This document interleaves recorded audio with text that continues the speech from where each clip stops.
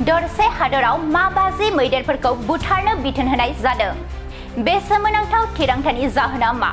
जेराव गोबां हादरफोरा हाग्रानि जुनारफोरखौ रैखाथि होनो थाखाय हाबाफारि मावदों, नाथाय दरसे हादर दं जेराव खेबसेयैनो माबाजि मैदेरफोरखौ बुथारनो बिथोन होनाय जादों।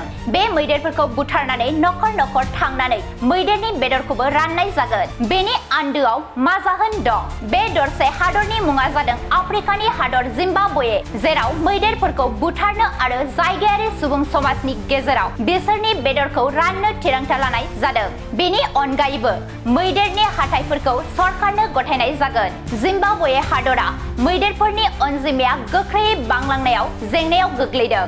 थासारिया ओरैबायदि दि मोनसे हाग्रायाव मा 800 मैदेरफोरल' थानो हानायनि जायगा दं, नाथाय बैयाव मा 2550 मैदेरफोर थायो, जायनि ओंथिया हाग्रायाव मैदेरनि अनजिमाया बांद्राय जाबाय।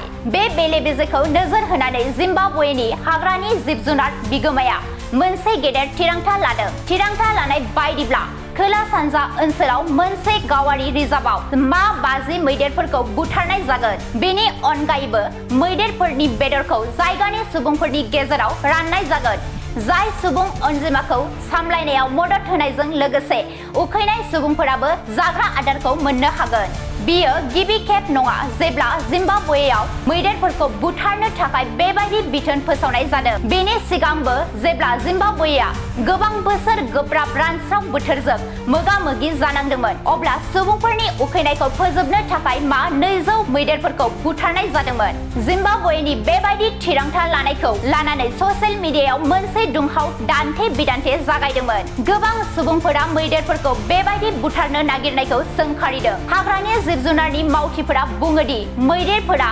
मासे हाग्रानि जुनारल' नङा, नाथाय दावबायथायनि मोनसे नेरसोनबो।